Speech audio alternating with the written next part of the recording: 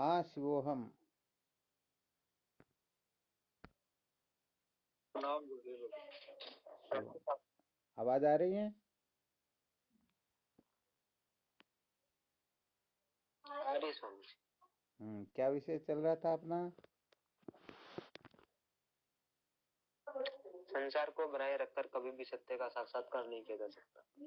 संसार को बनाए रखकर कभी भी सत्य का साक्षात्कार नहीं किया जा सकता। तो सत्य के साक्षात्कार के लिए चर्चा चल रही थी, प्रतिबंधकों से छुटकारा कैसे प्राप्त हो। क्योंकि प्रतिबंधकों की निवृत्ति हुए बिना ब्रह्म विचार जागृत होता ही नहीं, और बिना ब्रह्म विचार के अविद्या मूल सहित भस्म होती ही नहीं। तो यहाँ पर साधारण रूप से विषय शक्ति आदि की निवृत्ति कैसे हो, अथवा अंतःकरण के मल विक्षेप दोष से छुटकारा कैसे प्राप्त हो, इसी विषय पर चर्चा चल रही थी। यही चल रहा था ना? जी स्वामी जी। तो यहाँ पर कुल मिलाकर के ये सिद्ध किया गया था, जैसे प्रत्येक जीव को, प्रत्येक व्यक्ति को 24 घंटे का समय मिलता है। मिलता या नहीं मिलता सबको? मिलता है स्वामी। तो 24 घंटे के अंतर्गत कुल मिलाकर के उसे उस समय का सदुपयोग करना समझ लेना है। सदुपयोग कैसे करे? तो यहाँ पर एक ऐसा फॉर्मूला बताया गया कि आपको जो अपना दैनिक गृहस्थ कार्य आदि मिला हुआ है, उस कार्य में से आपको एक क्षण का समय भी नहीं देना, बल्कि उस समय आपको अपना काम करते रहना है। आ गया समझ में? कुल मिलाकर के हम जो फालतू समय कितने ही व्यर्थ के कामों में बर्बाद कर देते, बस उनकी कल्पना करके वो व्यर्थ के कामों में बर्बाद करते, उस काम समय को हमें सत्संग की ओर लगाना है, शुभ कर्मों की ओर लगाना है। तो ये तो शायद पक्का सबको निश्चय हो गया होगा। यदि हम इस ओर प्रवृत्त नहीं होते तो तन से, मन से, धन से, वचन से, इन 4 प्रकार से कुछ न कुछ संसार का गड़बड़ घोटाला अथवा उल्टे सुलटे काम करने में हम इनको खर्च कर ही देते, लगा ही देते। बिल्कुल लगाते ना? बिल्कुल स्वामी जी। हाँ, इसमें दो राय की बात है ही नहीं। हाँ, भले आप अपना काम करते, बिगाड़ते नहीं, परंतु उसमें जिससे चाहे समय निकालो या नींद कम निकालो अथवा कुछ और कैसे भी करके समय निकाल करके अपनी वासना को पूरी करने के लिए कुछ न कुछ गड़बड़ घोटाला जरूर करते। तो बस यहाँ पर संकेत यही किया गया है कि अपन जो ये गड़बड़ घोटाले के काम करते, उतना सा समय जैसे शरीर को हम गलत काम में लगाते, तो उस गलत काम में लगाते इसकी बजाय अच्छे काम में लगाना है। मन के द्वारा हम जो अनात्म प्रपंच के बारे में संकल्प विकल्प करते, वो नहीं करके हमें भगवत भजन की ओर लगाना है। धन भी हम उल्टे सुलटे नीच कामों में खर्च कर देते, उसी धन को शुभ कामों में लगाना है। और अपनी वाणी जो है, ये पता नहीं किन किन से किस किस चर्चा में ये समय व्यर्थ चला जाता, तो उस वाणी को भी इस तरफ लगाना है। अब बताओ, इसमें कोई विशेषता हुई क्या? अपने को 24 घंटे मिल रहे हैं, अपना सारा का सारा काम ज्यों का त्यों हो रहा है। हम काम करते हुए भी समय निकाल करके मौज मस्ती मनोरंजन के लिए इधर उधर भागा दौड़ी में जो जो तन मन धन वचन खर्च करते, उस तन मन धन वचन को हमें भगवत प्राप्ति की ओर लगाना है। बिल्कुल क्लियर ना? तो यहाँ पर रहस्य ये है कि अंतःकरण जो शुद्ध होता है, उसका ये महामंत्र समझो, मूल मंत्र समझो। लोगों का अंतःकरण पवित्र क्यों नहीं होता, कारण क्या है? तो इसमें मूल बात यही है कि वह इस रहस्य को अच्छी तरह से समझते ही नहीं, और न समझने के कारण न तो उनका अंतःकरण पवित्र होता है, और न और किसी भी प्रकार से उनकी इस ओर प्रवृत्ति होती है। तो यहाँ पर मूल कारण यही है कि हम कहने का मतलब बेईमानी कर रहे हैं। क्या कर रहे हैं?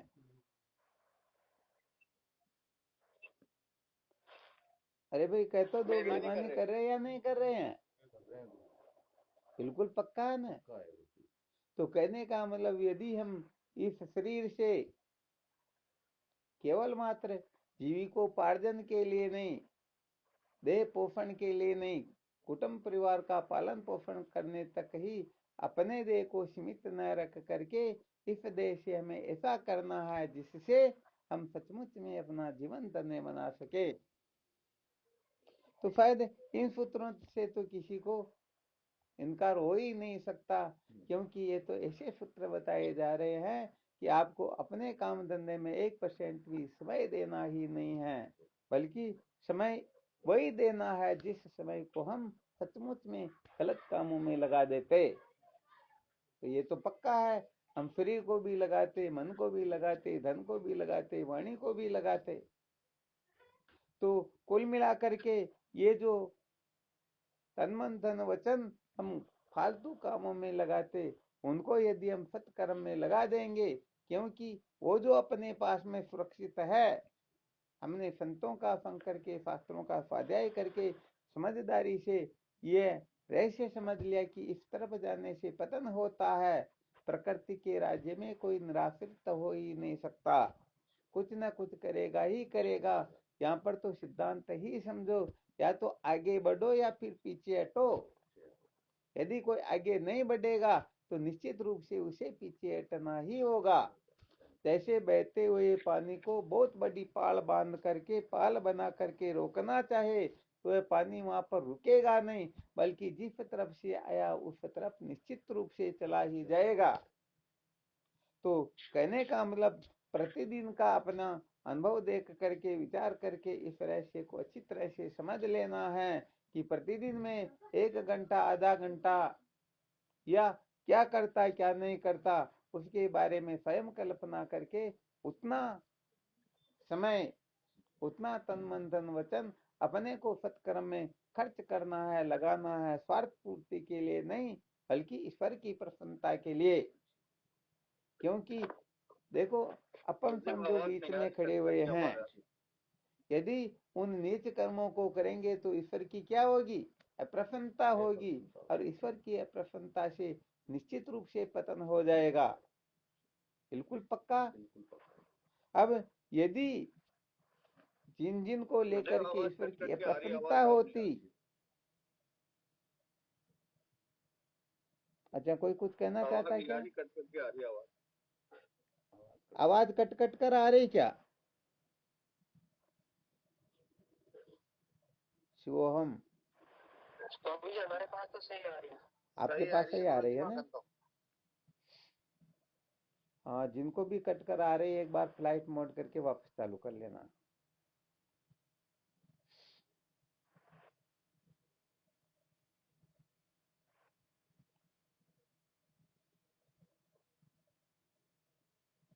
अब ठीक आ रही है?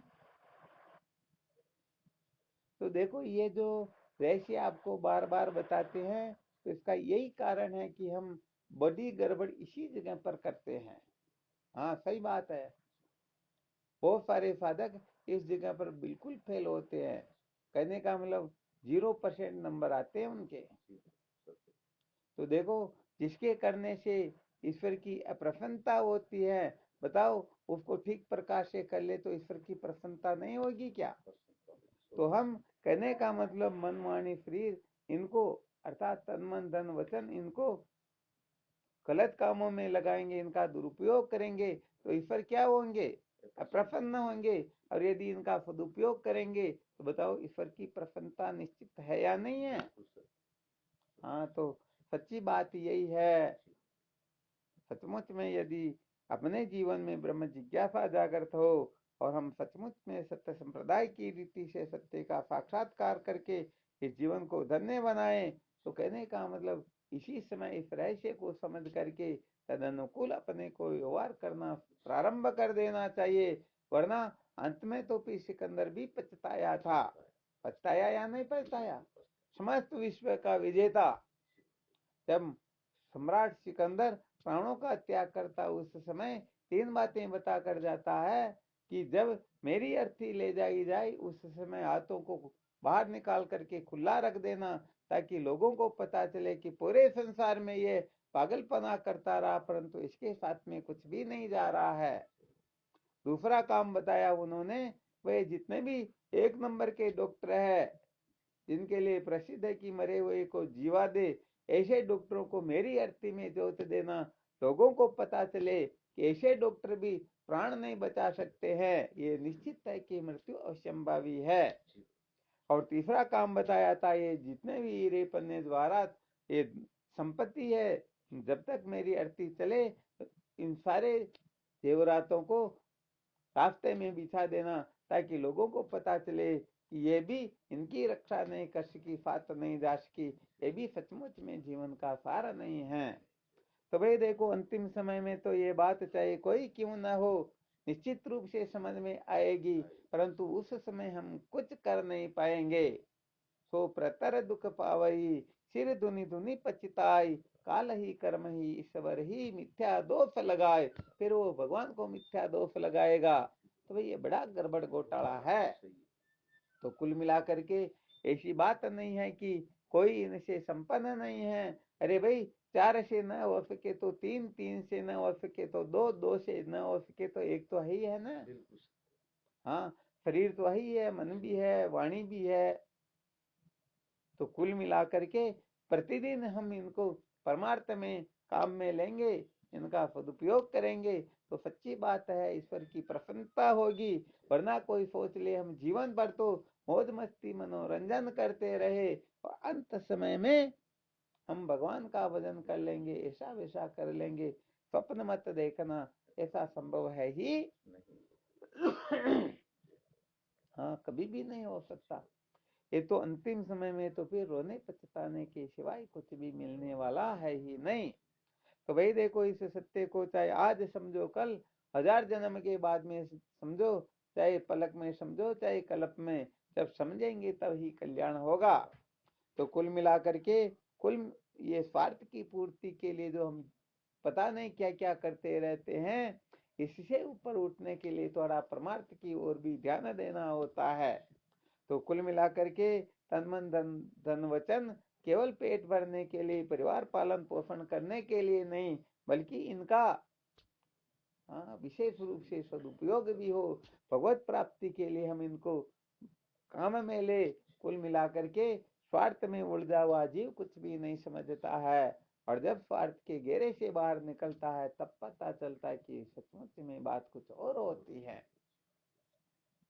तो इसके अंतर्गत आपको ऐसा कोई अनहोना काम नहीं बता रहे, करे हम इससे मर जाएंगे, अरे ऐसी तो बात है ही नहीं। यहाँ पर तो इतना सरल सीधा और युक्ति सहित बात बता रहे हैं कि आप जो कुछ भी कर रहे हो बस इसको करते हुए, हाँ, यदि थोड़ी समझ नहीं होती तो आप सब सब कुछ करते हुए भी निश्चित रूप से, किसी को पिक्चर देखने का शौक हो तो निश्चित रूप से चाहे 100 रुपए 200 रुपए खर्च हो जाएगा, कोई चाट खाने जाएगा। अरे हम यही नहीं कहते कि निषिद्ध कर्म में ही खर्च करते, परंतु जिनका कोई औचित्य भी नहीं है फिर भी उनमें लोग खर्च कर देते हैं। तो फालतू पैसे भी खर्च करेंगे तो शरीर भी वहां लगा रहेगा, तो मन भी वहां लगा रहेगा, और वापस आकर के वहां का गुणगान करेंगे तो वाणी भी उसी में काम आ रही है ना। तो हम कुल मिलाकर के जैसे तैसे संसार से बच करके पता नहीं क्या क्या कर लेते हैं, तो उसी समय को, उसी शरीर को, उसी मन को, उसी वाणी को, उसी धन को, और आपका एक पैसा भी नहीं लग रहा है, उसको हमें सदुपयोग में खर्च करना है, सदुपयोग में लगाना है। अब बताओ कितनी सरल बात है ये। बिल्कुल सरल बात, कोई कठिनाई है क्या? कोई कठिनाई नहीं है, 1% भी नहीं है। परंतु लोग यहाँ पर भी सोचे, अरे भाई ये तो फिर गड़बड़ घोटाला होता है। कहने का मतलब जो संत महापुरुष कहते हैं उसमें कभी अश्रद्धा नहीं करनी चाहिए, सच्ची बात है। तुरंत आज्ञा पालन करने में तत्पर हो जाना चाहिए। वरना कहने का मतलब आपको शायद पहले एक दृष्टांत सुनाया था, वो पहले के समय की बात है। एक कोई बूढ़ा व्यक्ति छोटे से बच्चे को 1 रुपया दे करके भेजता, भाई जाओ तंबाकू लेकर के आओ। अब वो गया दुकान पर, तो तंबाकू जो है 9 रुपए किलो ही थी, 90 पैसे में 100 ग्राम आ जाती है। वो 1 रुपया था तो अब 10 ग्राम 10 पैसे बच गए। 10 पैसे बच रहे हैं ना। हाँ, वो जो 9 रुपए किलो थी तो हाँ समझो 11 रुपए किलो थी, जी गुरुदेव। तो 1 रुपया 10 पैसा लगे जी 100 ग्राम का। जी गुरुदेव। अब उनको कितनी देनी, 90 ग्राम ही देनी, तो 10 ग्राम का तो बाट होता नहीं। उसी सिक्के को डाल दिया तंबाकू की तरफ, और दुकान वाले ने तोल करके, ध्यान तो रहा नहीं, सिक्के को निकालना भूल गए और थैली में भर के दे दिया, भाई जाओ। अब जब वह गया तो वह डोगरा तंबाकू भी ले लेता, 1 रुपया भी उसे मिल जाता है, फिर भी वह सोचता नहीं नहीं ये बच्चा बदमाश, फिर भी इसने कुछ न कुछ फायदा तो उठाया ही होगा। और लो बोलो लोगों की सोच का क्या कहे, बड़ा विलक्षण काम है ना। हाँ, इसीलिए ये कमजोर साधक होते ना, वो उनका दिमाग इतना चलता महाराज, क्या बात करें। हाँ, ये ऐसे ऐसे अंट संट सोचते कि नहीं नहीं यहाँ पर इनका कुछ न कुछ स्वार्थ है। हाँ, सचमुच में देखा जाए तो संत ही सच्चा स्वार्थ बता सकते हैं, बाकी तो ये स्वार्थी टट्टू इधर उधर ही करते हैं। तो भाई ये अंतःकरण की शुद्धि का फॉर्मूला बताया है। इस फॉर्मूले को धारण करके इसके अनुसार अपने जीवन को बना करके निश्चित रूप से अंतःकरण को शुद्ध कर सकते हैं। इसमें 100% पक्का। यदि आपका अंतःकरण शुद्ध न हो तो हम बैठे हैं 24 घंटे, कभी भी आप बात कर सकते हो। क्योंकि अंतःकरण शुद्ध क्यों होता है, अशुद्ध क्यों होता, पहले ही बताया था। अशुद्ध के चिंतन से ही अंतःकरण अशुद्ध होता है। तो जब हम कुछ समय इस तरफ निकालेंगे तो बताओ हमारा चित्त शुद्ध होगा या नहीं होगा। और जब धीरे धीरे धीरे धीरे और गहराई में प्रवेश करेंगे तो बात अच्छी तरह से समझ में आ जाएगी। कोई वास्तविकता ये होती है। चलो, इसमें 2-4 दिन से शायद यही विषय सुना रहे हैं। इसमें कोई साधक अपना अनुभव प्रकट करना चाहे या कोई शंका हो तो उसके लिए क्या होता है कि कोई शंका करे तो फिर विषय में और थोड़ी विशेषता आ जाती है, उसको थोड़ी और पुष्टि मिल जाती है। तो किसी भी प्रकार की शंका हो अथवा कुछ अपना अनुभव प्रकट करना चाहते हो तो बता सकते हो।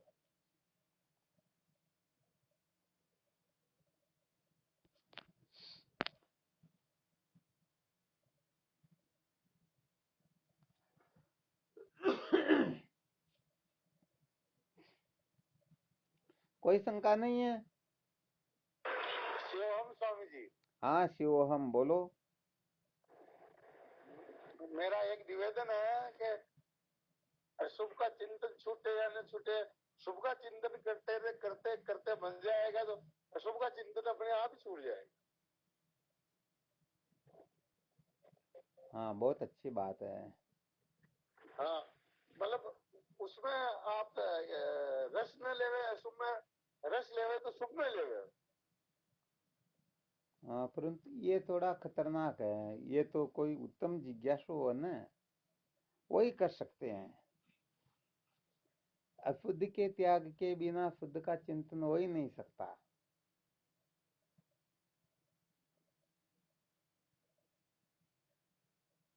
इसीलिए तो कहा जाता है कि ज्ञान की निवृत्ति जो है वही परमात्मा की प्राप्ति। ज्ञान का होना परमात्मा की प्राप्ति को परमात्मा की प्राप्ति नहीं कहते हैं, बल्कि अविद्या की निवृत्ति को परमात्मा की प्राप्ति कहते हैं। अब जैसे कहने का मतलब इस फॉर्मूले के अनुसार बताया, कोई ये मन में सोचते रहे मैं संतों को भोजन करवा, ये बहुत अच्छी बात है, भोजन करवा रहा हूँ, अब की बार ये कर रहा हूँ ये कर रहा हूँ, और एक पैसा भी खर्च नहीं करना चाहिए। कभी घर के द्वार पर भी पेड़ नहीं रखने वाला प्रावधान रखे, तो ये सारा संकल्प ही तो है। अच्छी बात करते रहो और क्या। हाँ, संकल्प। हाँ बिल्कुल सही है। हाँ, फिर भी बहुत अच्छी बात ये आपने जो रहस्य बताया थोड़ा वेदांत विचार का है, क्योंकि वेदांत विचार के अंतर्गत यदि हम शुभ का चिंतन करेंगे तो सच्ची बात है अशुभता से सदा सदा के लिए मुक्त हो जाएंगे। परंतु अभी ये चित्त शुद्धि की कक्षा चल रही है ना, जिस कक्षा में जो सुनाया जा रहा है यहाँ पर तो कुछ करेंगे तभी काम चलेगा, क्योंकि अंतःकरण की शुद्धि कर्म उपासना से होती है। कर्म उपासना में कुछ न कुछ करना धरना ही होता है, ज्ञान की कक्षा में कुछ भी करना धरना होता ही नहीं। तो आपके लिए तो ये अति उत्तम सूत्र है, क्योंकि आप तो बहुत आगे पहुंचे हुए, आपकी समझ अलग है ना। तो ये धन्यवाद, आपने बहुत अच्छा सूत्र बताया। परंतु इस समय यदि साधक केवल ऐसे ही कर लेंगे तो फिर वो गड़बड़ घोटाला जीवन से निकलने वाला है नहीं।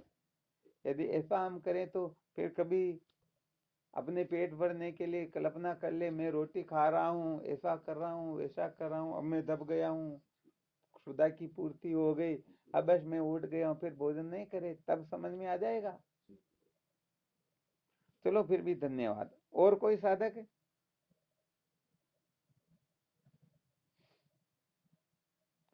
कहने का मतलब यहाँ थोड़ा ये विलक्षण रहस्य है कि साधक लोग इस जगह पर समझो उनके 7 पीढ़ी के मर गए हो, ऐसी इनकी स्थिति हो जाती यदि इनको कुछ करने के लिए कहा जाए तो।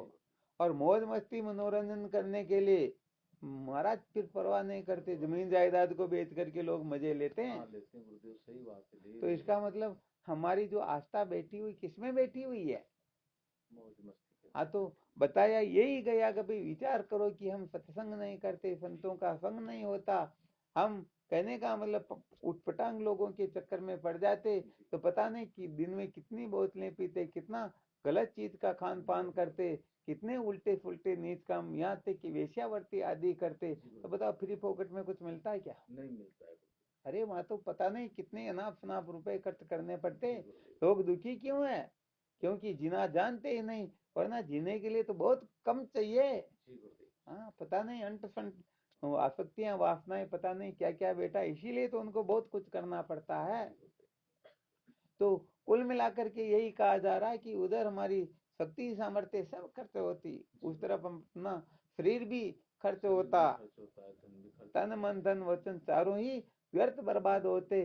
तो जितना हम समझो रोज 1 घंटा व्यर्थ बर्बाद करते, तो 1 घंटा रोज सत्कर्म में लगाने लग जाओ, दिक्कत कहाँ पर होती है? 2 घंटे खर्च करते, 2 घंटे लगा दो, 3 करते तो 3 घंटे लगा दो। अरे नहीं तो आधा या पाव तो लगा सकते, शुरुआत तो कर सकते हैं ना। तो मैं प्रतिदिन शरीर से कुछ न कुछ ऐसा काम करूंगा, मन से ऐसा काम करूंगा, वाणी से ऐसा काम करूंगा, अथवा मैं वाणी से किसी को कड़वा नहीं बोलूंगा, मन से किसी के लिए छल कपट या चुगली आदि बेर अभिमान वाला काम नहीं करूंगा, शरीर से किसी को कष्ट नहीं पहुंचाऊंगा। अरे भाई ये चित्त शुद्धि की चर्चाएं चल रही हैं, तो चित्त शुद्धि के अंतर्गत तो 10 2 7 व्यसन इनका त्याग करना होता, धर्म के 10 लक्षणों को धारण करना होता है। इसी को कहते हैं अंतःकरण की शुद्धि। इसी से अंतःकरण की शुद्धि की यात्रा प्रारंभ होती है ना। तो भाई ये मेन सूत्र कुल मिलाकर के, तो ये सूत्र उन लोगों के लिए जिन्होंने अभी तक अंतःकरण को शुद्ध नहीं किया, अथवा जिनकी ब्रह्म विद्या की ओर प्रवृत्ति नहीं हुई, बल्कि वो चाहते कि हमारा जीवन व्यर्थ बर्बाद न हो, हम सचमुच में कुछ न कुछ प्राप्त करें।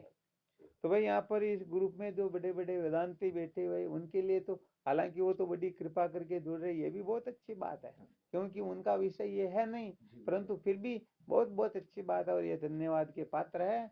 परंतु यहाँ पर ये जो रहस्य सुनाया जा रहा, जो कुल मिलाकर के अभी तक ब्रह्म विद्या की ओर प्रवृत्त नहीं हुए, ब्रह्म जिज्ञासा जागृत नहीं हुई, अभी तक मल विक्षेप दोष से भरे हुए हैं, अभी तक पता नहीं वो बैठते तो सत्संग में और उनका चिंतन आकाश पाताल का होता है। आ गया समझ में? तो जिनका न मन वश में न तन वश में, दूसरी तीसरी कोई वश में नहीं, बल्कि संसार के पदार्थों की ओर ही उनकी स्वतः प्रवृत्ति होती है, ऐसे जीवों के लिए, ऐसे साधकों के लिए, ऐसे व्यक्तियों के लिए ही ये चर्चाएं हैं। तो कुल मिलाकर के वैसे देखा जाए तो भगवान कृष्ण गीता जी में कहते हैं न बुद्धि वेदम, अर्थात ज्ञानियों को चाहिए कि अज्ञानी की बुद्धि में भ्रम उत्पन्न न करे। तो जो ज्ञानी है उनको भी ऐसा करना चाहिए, ताकि अज्ञानी उनकी, क्योंकि ज्ञानी जो होते हैं, सत्पुरुष जो होते हैं, महापुरुष जो होते हैं, वो कितने लोगों के आदरणीय होते हैं, अनुकरणीय होते हैं। तो उनको देख करके तो वो कुछ करेंगे ना। अब यदि ऐसा कर ले तो कोई नुकसान थोड़े होगा। उड़िया बाबा जी महाराज कहते हैं, एक गया कोई भगवान के मंदिर में जा करके वहां पर प्रणाम नहीं करता, हाथ नहीं जोड़ता, कहता मैं ब्रह्म हूं तो मैं हाथ क्यों जोड़ूं। तो उड़िया बाबा जी महाराज कहते इस उल्लू के पट्टे ने अपने दोनों हाथों को वेदांती बना लिया।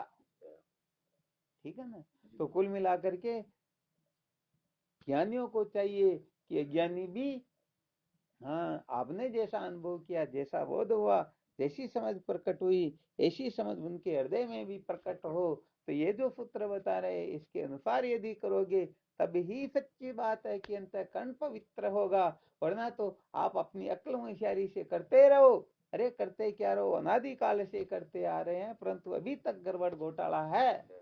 हाँ, इसलिए कुल मिला करके अपने को अन्यथा कल्पना न करके तुरंत इस रहस्य को समझ लेना चाहिए, इस ओर प्रवृत्त हो जाना चाहिए। वरना ये बाद में संसार में तू मैं करने वाले, ये भटकाने वाले, भरमाने वाले अंत समय में कोई काम नहीं देंगे। अरे अंत समय में तो जो देवों के देव वो भी काम नहीं करते। साध तेज की धरी रही माइती, देवा की चाले नाही, ये कोई काम नियाल करने वाले है नहीं। हाँ, इसलिए अपने को कहने का मतलब अपनी अक्ल होशियारी का त्याग करना है और रहस्य को अच्छी तरह से समझना है। रहस्य को अच्छी तरह से नहीं समझेंगे, सच्ची बात है, ये जीवन व्यर्थ चला जाएगा। हाँ, इसलिए संत महापुरुषों की वाणी में देखो विशेष बात बता देते हैं। माता पिता और गुरुदेव की वाणी में कभी भी न तो दोष दृष्टि करनी चाहिए, न तर्क वितर्क करना चाहिए, क्योंकि माता पिता गुरुदेव की जो वाणी होती है ये कल्याणप्रद होती है।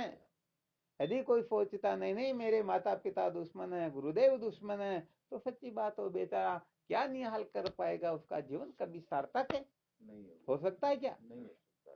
तो यदि कोई सोचता अरे इनमें इनका कोई स्वार्थ तो नहीं है, ऐसा वैसा तो नहीं, ऐसे बूंदू किसी काम के होते ही नहीं। इसीलिए माता पिता व गुरुदेव की वाणी श्रवण करते ही तुरंत पालन करना शुरू कर देना चाहिए। हाँ, यहाँ पर संशय तो करना ही नहीं चाहिए। भगवान राम कहते हैं यदि मेरे पिता मुझे आज्ञा कर दे तो मैं अग्नि में कूदने के लिए तैयार हूँ, समुद्र में डूबने के लिए तैयार हूँ, कदे प्राणों का त्याग कर दे तो कहने का मतलब मैं तैयार हूँ। यहाँ पर महाराज माता पिता से अनंत अनंत अनंत गुणा श्रेष्ठ जो होते हैं उनको कहते हैं गुरुदेव। ये माता पिता तो फिर मिलेंगे 184 माई, गुरु सेवा और बंदगी फिर मिलन की नाई। अरे कभी मिलने वाली है नहीं। माता पिता तो प्रत्येक जन्म में मिलते हैं। माता पिता भाई बंधु कुटुंब परिवार पति पत्नी सब मिलते या नहीं मिलते, परंतु गुरुदेव केवल मात्र मानव जीवन में ही मिलते हैं। इसलिए यहाँ पर अकल होशियारी लगाने वाले कहने का मतलब वो बहुत बड़े नाशमंद होते हैं, वो अपना पतन इतना करवा लेते जितना पतन और होता ही नहीं। इसलिए भाई यहाँ पर तो चिंता नहीं करनी अपने को, न तो आप बर्बाद होगे न लूटोगे, ये शास्त्रों का संकेत है। कहा ना स्पष्ट शब्दों में धर्म की कक्षा में, आगे की कक्षा तो बिल्कुल नहीं सुना रहे हैं। तुलसी इन संसार में धारा देखी दोई, धन चाहे तो धर्म कर मुक्ति नाम से होई। भाई तुम यदि धन चाहते हो तो 10 ऐसा धर्म करो, और यदि मुक्ति चाहते हो तो भगवान का भजन करो, और अविद्या के बंधन से छुटकारा चाहते हो तो ब्रह्म विद्या प्राप्त करो। हाँ, ये रहस्य तो ये है।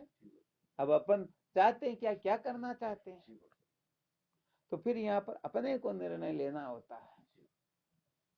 तो हम संकेत इसलिए करते हैं, जैसे 10वीं कक्षा में पढ़ने वाला बच्चा ए अमरूद का कबूतर करता है क्या? नहीं बोलेगा, परंतु स्वर व्यंजन के जो 52 अक्षर है उनका उनको पूरा बोध होता है या नहीं होता, उनका त्याग कर देता है क्या? वो नहीं करता है। तो कहने का मतलब जो मल विक्षेप दोष की निवृत्ति के समय तन मन तन वचन को जो सत्कर्म में खर्च करता है तो आगे वह उसको और बढ़ाएगा, परंतु ऐसा नहीं कि आगे की कक्षा में बैठ गया तो उसको छोड़ दे, ये चलता ही रहेगा। जब तक जीवन है तब तक वो कहने का मतलब अपने जीवन को शास्त्रों की मर्यादा में रह करके ही, क्योंकि ये विशेष बात है, जो नदी जो जल दो किनारों के बीच में चले तो वही सचमुच में समुद्र में पहुंच पाता है। और यदि दो किनारों का त्याग कर दे तो सारा का सारा जंगल पानी से भर जाएगा और फिर वहां पर भैंसें बैठेगी, पेशाब कर देगी, कीचड़ बना देगी,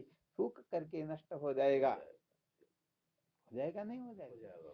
हाँ, इसलिए ये धर्म के रहस्य बड़े विलक्षण होते हैं। ये तो हर किसी के समझ में आता नहीं, कोई कोई समझ पाता है। कहने का मतलब तो शास्त्रोक्त रीति से जो मर्यादा है उसका यदि कोई पालन नहीं कर सकता है, जिस वस्तु पर अपना अधिकार नहीं है, उस वस्तु को किसको देनी नहीं दे पाते हैं, तो बताओ अपनी वस्तु में बेचारे क्या दे पाएंगे? नहीं दे पाएंगे ना।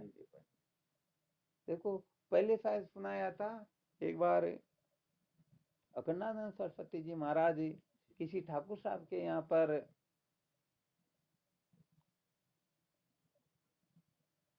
किसी निमित्त से जाते हैं, तो क्या होता उस समय, ऐसे समय में पहुंचते हैं कि वहाँ व्यवस्था जो थी थोड़ी डगमगाई हुई थी, तो उसमें कोई व्यवस्था कर सके ऐसी स्थिति थी नहीं। तो भोजन कंप्लीट हुआ, भोजन के लिए थाली लगाई गई। अब अखंडानंद सरस्वती जी महाराज भोजन करने बैठते हैं, तो ठाकुर साहब को कहते हुए आप भी तो भोजन साथ ही कर लेते हैं। तो उन्होंने कहा नहीं नहीं, पहले आप प्रसाद लो, फिर बाद में मैं कर लूंगा। आज संत तो क्या, वो थर्मामीटर लगा करके देख लेते भाई ये कितने गहरे पानी में, इनकी कितनी स्थिति है, क्या है क्या नहीं है। क्योंकि ये तो मर्यादाएं होती, जब संत महापुरुष भोजन करे तब कहने का मतलब अपने को पूरी मर्यादा रखनी चाहिए, सेवा में खड़े रहना चाहिए। तो ये तो बहुत सारे सूत्र जब कभी भोजन का विषय चलेगा तब बताएंगे, अभी तो क्या केवल संकेत कर रहे हैं। तो कुल मिलाकर के भोजन करते हैं, और जब सत्संग का जो कार्य प्रारंभ होता है, प्रवचन वगैरह जब बैठते हैं, ज्ञान गोष्ठी होती है, तो उस समय वो तो ठाकुर साहब से उनकी बड़ी स्तुति करते हैं कि देखो सदग्रस्त किसको कहते हैं। सदग्रस्त उसे कहते हैं जो मेहमान को अतिथि देवो भव है, उनको भगवान का रूप समझे, उनकी सेवा आदि करके, क्योंकि यज्ञ से बचे हुए अन्न को खाने वाले सनातन ब्रह्म को प्राप्त हो जाते हैं। वो कहने का मतलब पुण्य को ही, बहुत बड़े पुण्य को कमाते हैं। तो होता क्या है, तब ऐसी महिमा करते कि ये सदग्रस्त है, ये इस नियम को जानते हैं कि पहले मेहमानों को भोजन करवाया जाए फिर खुद भोजन करे। धर्म गीता में आता ना, जो इष्ट को भोजन करवाए बिना पहले भोजन कर लेता उसे बिल्ली का जन्म प्राप्त होता है। तो यहाँ पर जब ऐसी स्तुति करते तो ठाकुर साहब बोल पड़ते हैं, महाराज जी भी आप बहुत छोटे हो, अभी धर्म कर्म के मामले में आप पूरे नहीं समझते हो। देखो ध्यान, कितना बड़ा विलक्षण सूत्र सुनाते हैं, कभी आपकी इतनी समझ नहीं है। अरे भाई, मेहमानों को भोजन करवा करके फिर भोजन करे, ये तो साधारण बात है। ये तो कुल मिला करके सदग्रस्त के लिए एक तरह से विहित है, उनके लिए कर्तव्य है, ये धर्म की कक्षा है। परंतु इससे ऊंचा धर्म होता है मेहमानों को भोजन करवा करके फिर भूखे रह जाना। अब विचार करो ये कितनी ऊंची बात होगी, क्योंकि उनके वहां भोजन इतना ही था, यदि वो भी साथ बैठ जाते तो वो तृप्त हो सकते क्या? तृप्त नहीं हो सकते। तो कहने का मतलब अपने हिस्से में से यदि कोई किसी को दे तो समझो ये इतनी ऊंची बात होती है कि बात ही कुछ अलग हो जाती। अरे जिनके हिस्से का जो है वो नहीं दिया, भागवत के 11 स्कंद के 23वें अध्याय में तितिक्षु ब्राह्मण का इतिहास आता है। तो कहने का मतलब जिनका जो हिस्सा होता है वो हिस्सा दे नहीं पाता, यही कारण होता है कि उनके जो वो क्या बोलते हैं देवता, कौन से देवता, वो सब रुष्ट हो गए। और उनके रुष्ट होने से उनकी सारी की सारी संपत्ति, कभी न तो मेहमान को घर पर बुलाया, न किसी को एक कण भी भोजन कराया है, कुछ पानी भी किसी को नहीं पिलाया, मीठा बोलना है तो बहुत दूर की बात है। जी गुरुदेव। तो कहने का मतलब सारा का सारा धन नष्ट हो गया और वो बर्बाद हो गया। जी गुरुदेव। तो यहाँ केवल संकेत ये करना चाहते हैं कि अपने हिस्से में से देना, ये आपके हाथ की बात दो या न दो, क्योंकि उसका आपके ऊपर अधिकार है। परंतु जो शास्त्रोक्त रीति से मिला हुआ है, जिसके ऊपर अपना अधिकार ही नहीं है, उसका यदि हम मालिक बनेंगे, उसको हम अपना हिस्सा समझ करके पता नहीं क्या न क्या करेंगे, तो बड़ा गड़बड़ घोटाला हो जाए, एक जीवन में कभी उन्नति नहीं कर पाएंगे। बस इसीलिए ये थोड़ा रहस्य बताया गया था, थोड़ा संकेत किया गया था, थोड़ा सूत्र अच्छी तरह से समझाया गया ताकि साधक अच्छी तरह से समझ सके। हाँ, तो समझने के बाद में क्या करना है, अपने को शास्त्रोक्त रीति से ही जीवन जीना है। हाँ ठीक है, अपने हिस्से को न दे सके तो कोई दिक्कत नहीं, परंतु जिनका जो हिस्सा है वह तो उनके लिए है ही है। ऐसा करके देखो, सचमुच में गरीब नहीं होगे, कंगाल नहीं होगे, बल्कि इतने मालो माल हो जाओगे कि बात ही कुछ और हो जाएगी। क्योंकि यहाँ तो कहा गया है धर्मो रक्षति रक्षित है, तो धर्म की रक्षा करता है तो धर्म उसकी रक्षा करता है, और जो धर्म की अवहेलना करता तो धर्म उसकी अवहेलना कर देता, और फिर बेचारे ऐसे ही संसार अरण्य में भटकते रहते हैं। तो कुल मिलाकर के ये अंतःकरण की शुद्धि के बारे में थोड़ा विचार विनिमय करवाया गया। तो इसके अनुसार समस्त साधक देख लेना, अपने यदि अपने को सत्य का साक्षात्कार करना, मानवता का सर्टिफिकेट प्राप्त करना, या धर्म शास्त्रों की मर्यादा में, क्योंकि जो धर्म शास्त्र की मर्यादा का पालन नहीं कर सकता, उनसे आशा नहीं की जा सकती कि वेदांत शास्त्रों को महत्व दे पाएंगे। क्योंकि धर्म शास्त्रों की मर्यादा में तो कुल मिलाकर के 10वां हिस्सा भी, चाहे तन हो, चाहे मन हो, चाहे धन हो, चाहे वचन हो, इनको 10वें हिस्से के रूप में ही इस तरफ लगाना होता है। 90% अपने पास होता है, परंतु वेदांत शास्त्रों की दृष्टि से तो 100% का भी त्याग करना होता है। तो जो कहने का मतलब, एक कण का त्याग नहीं कर सकते, वो मन का बेचारा क्या त्याग करेगा। हाँ, इसीलिए ये कहते हैं ना, पूत का पग पालना में दिखा है। तो जिनमें धर्म के लक्षण नहीं है, जो धर्म की कक्षा की अवहेलना करता है, जो धर्म शास्त्रों को महत्व नहीं देता है और अपने मनमाने ढंग से विचरण करता है, तो सच्ची बात है, फिर महापुरुष देख लेते भाई आगे निहाल तो करने वाला है नहीं, फिर उसको जैसे तैसे बता देते ताकि करता रहता और उसी में उलझा रहता। परंतु सचमुच में इसे शांति मिलती नहीं है गुरुदेव। कोई आल मस्त, कोई माल मस्त, कोई तूती में ना सुए में, कोई खान मस्त पैरान मस्त, कोई राग रागणी दोहे में, कोई अमल मस्त, कोई रमल मस्त, कोई शतरंज चौपड़ जुए में, एक खुद मस्ती बिन और मस्त सब पड़े विद्या कोये में। वे सब बेचारे विद्या रूपी कोये में गिरे हुए हैं। तो इस विद्या रूपी कोये से बाहर निकलना हो तो इसके लिए यही ब्रह्मास्त्र है कि प्रतिदिन तो क्या, प्रत्येक समय में साधकों को अपने तन मन धन वचन को सदुपयोग में ही, सत् कार्य में ही, जहाँ आवश्यकता जितनी हो बस उसी हिसाब से खर्च करे। कुछ समय में देखना जीवन कैसा महान हो जाता है, हम सचमुच में कैसे हो जाते हैं। वरना वो कहा ना, अयम निज परो इति गणना लघु चित्त साम, उदार चरिता नाम तो सुदैव कुटुंबकम, ये मेरा है ये तेरा है। ऐसे तो बेचारे संसार के कीड़े मकोड़े बहुत करते हैं, परंतु वसुदैव कुटुंबकम ऐसी जो भावना जागृत होती है ना, उदार चरिता नाम तो वसुदैव कुटुंबकम, जो सचमुच में महान होता है, वह पूरे विश्व को अपना स्वरूप समझता है, वो अपना कुटुंब ही है। ठीक है ना। चलो ठीक भाई, इसी का चिंतन मनन करना है ना। और किसी को कोई शंका हो तो कोई सुझाव भी देना चाहे, क्योंकि जरूरी नहीं कि मैं प्रमाण हूं, हो सकता आप में भी कोई बुद्धिमान हो और कोई और विशेष रहस्य बता दे।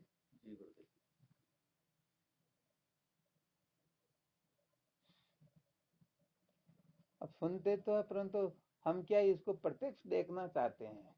साधकों के अंतर्गत ऐसे लक्षण जब सामने उपस्थित हो तब पूर्ण रूप से तैयार, ऐसे नहीं मरे मरे की तरह 10 बार कहे तब तो सुनते हैं, ऐसे काम नहीं चलने वाला।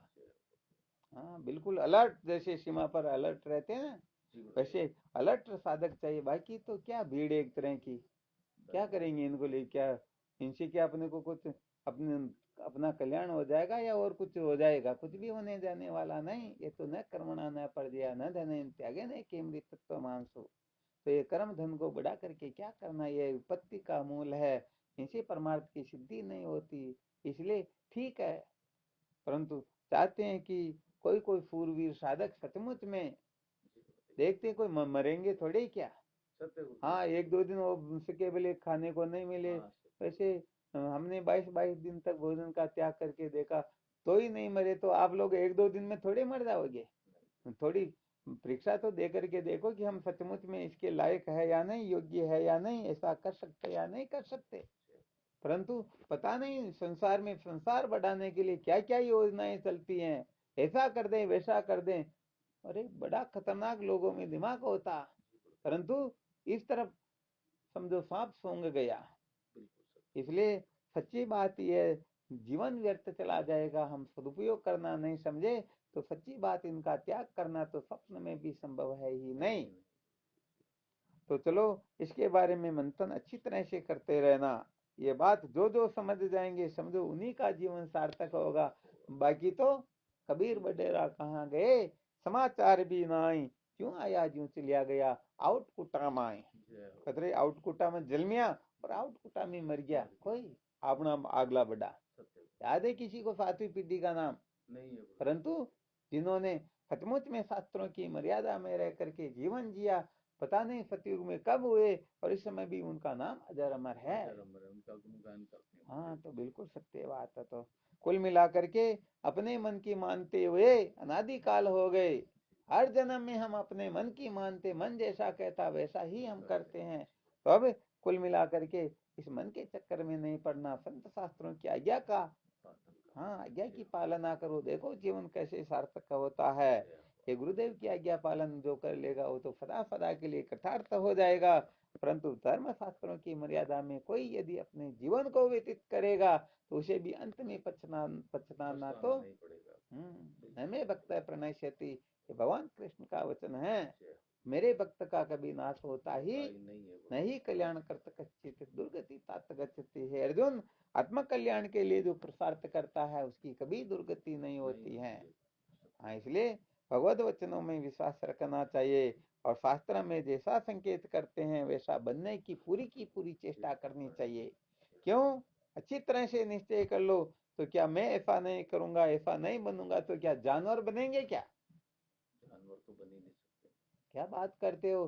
तो ये हमारा कर्तव्य है, संसार के अंतर्गत कोई बने न बने, परंतु मुझे तो ऐसा बनना, मुझे तो ऐसा होना है। हाँ, तब जाकर के, वरना ये तो देख ले और वो देख ले वो, तो ऐसे तो पूरे सारे के सारे उस दिन जो सूत्र बताए थे श्रोता के नियम, तो उन नियमों के अनुसार यदि हम खरे उतर जाते हैं तो निश्चित रूप से अपना जीवन सार्थक हम कर ही लेंगे। वरना अक्ल होशियारी से तो अनादिकाल से भटकते ही आ रहे हैं और आगे भी भटकते ही रहेंगे।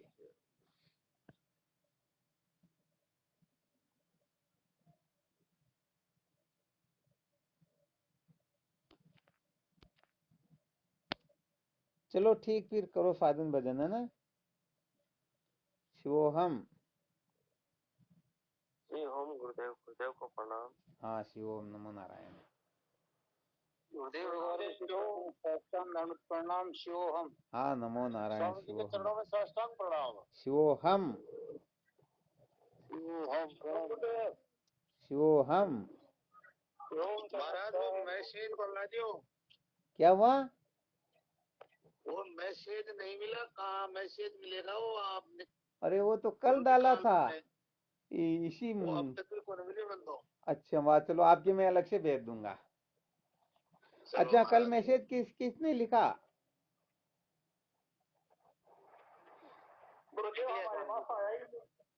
यहाँ इसी में आता है ना मैसेज, गूगल मीट में ही। वो अंत में जो ये अंत में जो ये है ना अपनी वो 3 टिकियां लगी हुई, इनको जब क्लिक करते हैं तब 6 ऑप्शन आते, तो पहले वाले ऑप्शन को क्लिक करते तो उसमें सारे मैसेज रहते हैं। नहीं निकला गुरुदेव, हमारा निकला ही नहीं, मैंने कोशिश भी की थी। कल लिखा था, आज तो लिखा भी नहीं। आज वो लिख देता हूँ, चलो मैं। तो जो कल लिखे थे वो गायब थोड़ी हुआ अभी तक। अभी और नया लिख देता हूँ ना। हाँ ठीक है गुरुदेव। अच्छा, देखो ये जो अंत में अपने हाथ उठाने का जो उसके पास में 3 टिकियां लगी हुई है, हाँ गुरुदेव 3 टिकिया लगी हुई है। तो इसको ओके करो। कर दिए गुरुदेव। कर दिया। अब इसमें कॉल मैसेज 6 फंक्शन आए, उसमें से एक फंक्शन को ओके करो। ये कर दे मैसेज वाला, इन कॉल मैसेज। हाँ, अब देखो इसमें मैसेज लिखा हुआ। हाँ अब आ गया। यदि हम साधक न होकर संसारी होते, उस अवस्था में दुर्व्यसन करके पैसे बर्बाद करते, उनको यदि सदुपयोग में लगाए तो वही दशमांश अपना उत्थान नहीं होने देता। सदुपयोग में न लगाए तो, क्योंकि उन पैसों को संसार के काम में लगाना ऐसा ही है जैसे दुर्व्यसन में खर्च करना। बात चलो ठीक है। शिवोहम। गुरुदेव के श्री चरणों में प्रणाम। हाँ, शिवोम नमो नारायण। स्वामी जी के चरणों में कोटि कोटि प्रणाम। शिवोहम। गुरुदेव प्रणाम। हाँ, शिवोहम। श्री गुरुदेव के चरणों में दंडवत कोटि कोटि प्रणाम। शिवोहम। शिवोम नारायण हरि ओम।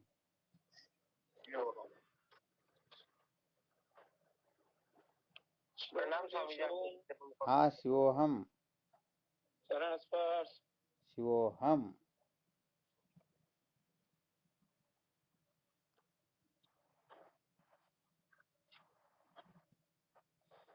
अरे भाई ठीक, शिवोहम। कोटि कोटि प्रणाम स्वामी जी आपके श्री चरणों में। शिवोहम नमो नारायण हरि ओम।